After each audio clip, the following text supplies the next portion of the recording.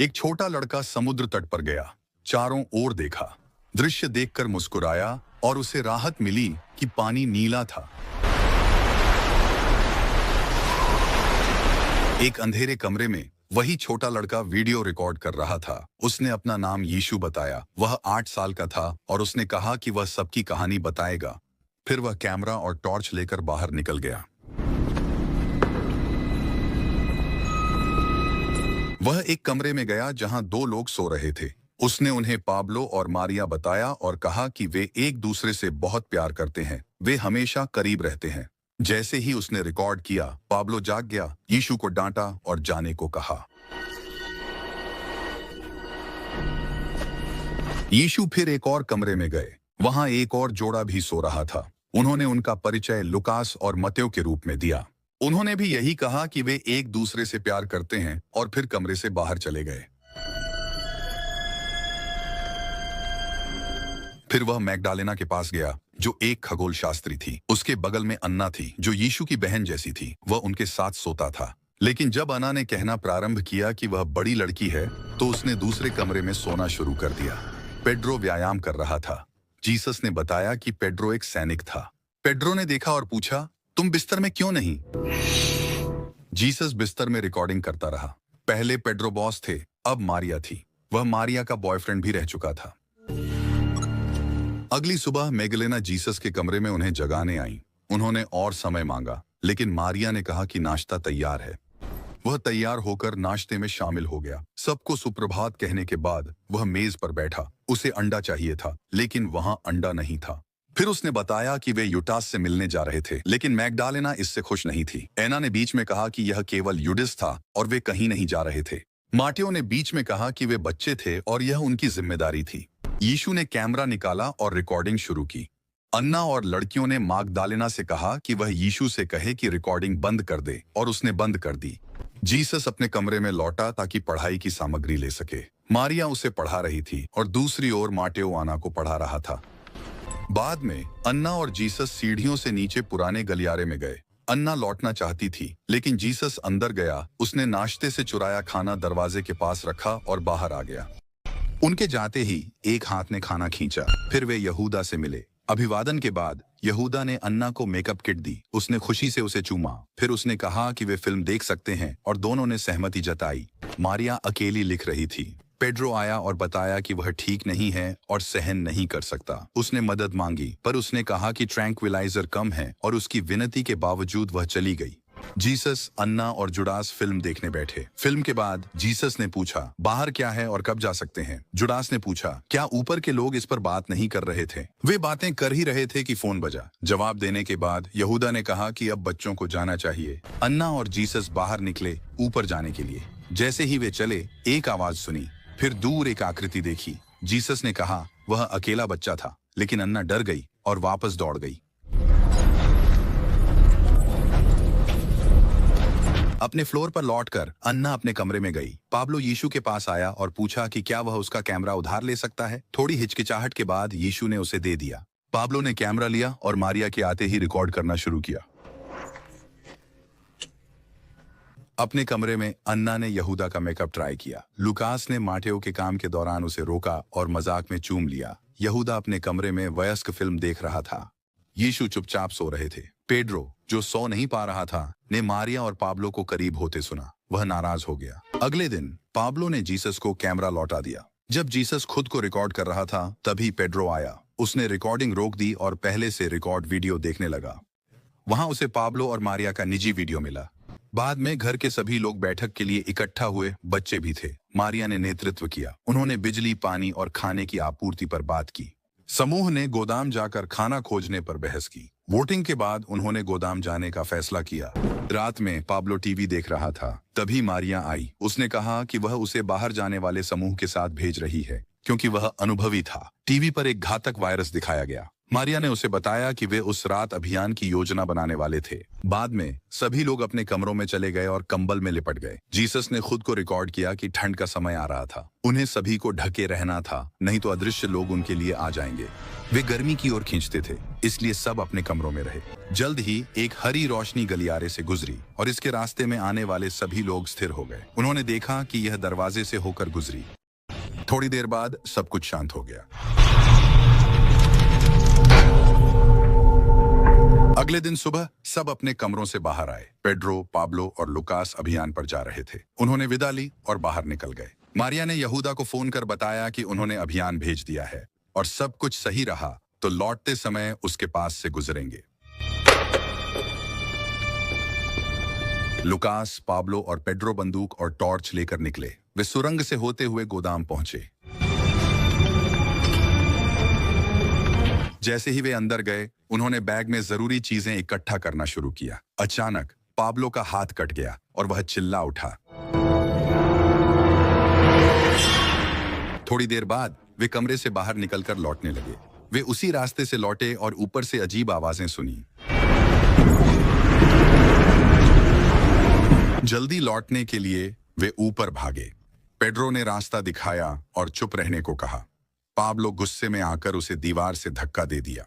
फिर पेड्रो ने उसे कमरे में धकेला और दरवाजा बंद कर दिया। अंदर अंधेरे आकृतियां पेड्रो की ओर बढ़ी। वह चिल्लाया जब वे पास आए। पेड्रो ने लुकास से कहा कि पाब्लो कमरे में कूद गया। लुकास ने पाब्लो को पुकारा, पर पेड्रो ने उसे पीछे खींच लिया। लुकास! वे गलियारे से दौड़कर चुदिस के स्थान पर पहुंचे। माटेओ ने सुना कि क्या हुआ। वे सब इस पर चर्चा करने के लिए इकट्ठा हुए और पेड्रो ने बताया कि पाब्लो अजनबियों से भरे कमरे में कूद गया। यहूदा ने गुस्से में कहा कि उन्हें निषिद्ध क्षेत्रों से नहीं गुजरना चाहिए था क्योंकि घर संक्रमित लोगों से भरा था। फिर मारिया ने कहा कि उसे दोनों से लिखित रिपोर्ट चाहिए। मगदा टैगो रिस्पॉन्सल मेटिया मारिया के पास गईं और उसे बताया कि और भी मुर्गियां मर गई हैं। वह इस खबर से नाराज हो गईं कि इनविजिबल्स इन दिनों सक्रिय थे। उसने लुकास के बारे में पूछा और उसने बताया। लुकास ने खुद को बंद कर लिया था। वह अकेला रहना चाहता था और सोचता था कि यह उसकी गलती थी। मारिया ने उसे याद दिलाया जब यह जगह लोगों से भरी थी। तब से काफी समय बीत चुका है।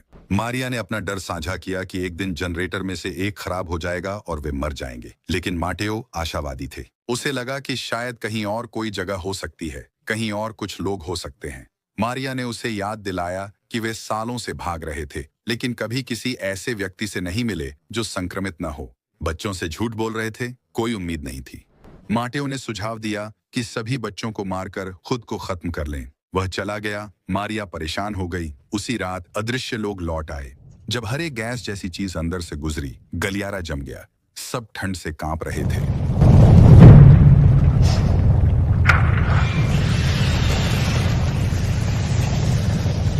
जीसस ने कंबल के नीचे से संदेश रिकॉर्ड किया। उन्होंने पाब्लो और अदृश्य लोगों का जिक्र किया। अंततः अदृश्य लोग चले गए और शांति लौट आई। अन्ना उठी, कंबल में लिपटी और दरवाजा खोला, लेकिन उसके पीछे वह बंद हो गया। उसने मुड़कर देखा और देखा कि अदृश्य लोग अब भी वहां थे। वह दूसरे कमरे में भागी और माटेओ के दरवाजे पर दस्तक दी। अदृश्य लोग जैसे ही पास आए, उसने उसे अंदर खींच लिया। फिर उसने उसकी लापरवाही पर उसे डांटा। इस बीच जीसस के कमरे का दरवाजा खुला और एक अदृश्य अंदर आया। जीसस ने देखा कि एक मानव आकृति पेड्रो के खाली बिस्तर के ऊपर मंडरा रही थी, लेकिन वह शांत रहा और वहीं रुका। अगली सुबह आना माथियो के पास जागी। उसने उसे जगाया और देखने को कहा। वह झुककर उसे चूम लिया। मैडलेना जागी और अन्ना को नहीं पाया। उसने घबराकर सबके दरवाजे खटखटाए, जब तक माटेओ ने दरवाजा खोलकर नहीं कहा कि अन्ना उसके साथ है। बाद में सबने मिलकर पाब्लो के लिए स्मारक किया। जीसस ने यहूदा जाने की इजाजत मांगी और मिल गई। अन्ना और जीसस यहूदा की ओर बढ़े। वहां पर उन्होंने एक चलचित्र देखा। फिर यीशु ने अजनबियों के बारे में पूछा। वे एक वायरस से प्रभावित थे जिसने उन्हें मार डाला था। धीरे धीरे उनकी त्वचा गिरने लगी और वे खून से लथपथ हो जाते थे। अगर वे दूसरों को छूते तो उन्हें बीमार कर देते। यहूदा ने उसे अपने माता पिता के बारे में बताया। उन्हें आंतरिक लड़ाई में मार दिया गया था। तभी एक लड़का आया और कहा कि अजनबियों ने उसके घर पर कब्जा कर लिया है। जब अन्ना और जीसस लौटे तो उन्होंने नए लड़के को खाते देखा। जीसस ने उसे पहचाना। वही था जिसके लिए वह रोज खाना छोड़ता था। लड़के ने बताया कि अजनबी सुबह आए और रुकने का फैसला किया। अब यह समूह के लिए खतरा था क्योंकि अजनबी उनके सुरक्षित क्षेत्र से 70 मीटर दूर थे। यहूदा ने कहा कि अजनबियों के क्षेत्र को साफ किया जाए और सब तैयार हो गए। जाने से पहले अन्ना ने मैगडालेना से कहा कि वह माटेओ से प्यार करती है। मैगडालेना ने गुस्से में माटेओ का सामना किया, लेकिन उसने इनकार किया कि उनके बीच कुछ भी था। समूह उस क्षेत्र की ओर बढ़ा जहां संक्रमित थे और गोलीबारी शुरू कर दी। ऊपर 3 बच्चे इकट्ठा हुए और बातचीत करने लगे। अचानक एक संक्रमित उनके पीछे चलने लगा। वे तेजी से भागे और एक अन्य कमरे में पहुंच गए। नीचे मारिया पाब्लो के सामने खड़ी थी, जो अब संक्रमित था। जब वह उसकी ओर बढ़ा तो उसने गोली चलाने में हिचकिचाहट की। यह देखकर माटेओ आगे बढ़ा, लेकिन उसे छू लिया गया। माटेओ संक्रमित हो गया और मारिया को गोली चलानी पड़ी। अजनबी बच्चों का पीछा करता रहा और जीसस गिर पड़ा। जैसे ही वह उठा, अजनबी ने उसे छुआ। उसने अन्ना और नए लड़के का पीछा किया। अन्ना उसके पास नहीं जाना चाहती थी, कह रही थी कि वह संक्रमित है। जब वयस्क लौटे, यहूदा को नहीं लगा कि यीशु संक्रमित थे। बाद में पेड्रो ने कहा कि यीशु को मार देना चाहिए। यीशु भी अच्छा महसूस नहीं कर रहे थे, उन्हें बुरे सपने आ रहे थे। मैगडालेना अन्ना को अपनी प्रयोगशाला में ले गई ताकि वह उसे तारे दिखा सकें। अन्ना ने माटेओ की मृत्यु के बारे में सुना। उसने मैगडालेना से कहा कि कुछ नहीं हुआ था, वे बस चूमे और गले मिले थे। इस बीच नया लड़का सालो जीसस का साथ दे रहा था। बाद में पेड्रो ने दीवार से आवाज सुनी। उसने दीवार पर आकृति स्प्रे की। जब मारिया आई तो देखा कि वह स्प्रे से ढका था। उसने कहा कि उसे आवाजें सुनाई दी और ऐसा लगा जैसे कोई देख रहा हो। फिर उसने कैमरा खोजने के लिए चीजें हटानी शुरू कर दी। उसने बंदूक निकाली और उसे बताया कि उसने पाब्लो के साथ क्या किया था। वे लड़ने लगे और बंदूक चल गई। सभी लोग कमरे की ओर दौड़े और पेड्रो बंदूक को पीछे रखते हुए बाहर निकला। मारिया घायल थी। उसने मैगडालेना के हाथ में गोली मारी। अचानक अदृश्य लोग आ गए। पेड्रो उनकी ओर बढ़ा और बाकी लोग भाग गए। फिर उसने खुद पर बंदूक तान ली जब वे उसे घेरने लगे। बाकी लोग भाग निकले जबकि अदृश्य लोग उनका पीछा कर रहे थे। वे बाहर गए और अदृश्य लोग पीछे रह गए। लेकिन जल्द ही वे अजनबियों से घिर गए। यहूदा ने लड़कों को दिलासा देने के लिए गले लगाया। मारिया की घावों से मौत हो गई। लूकास ने आखिरी संदेश रिकॉर्ड किया। कहा कि अजनबियों ने उन्हें घेर लिया था और वे उन्हें बदल देंगे। फिर उसने संदेश खत्म किया। तभी उसने दूर से रोशनी देखी।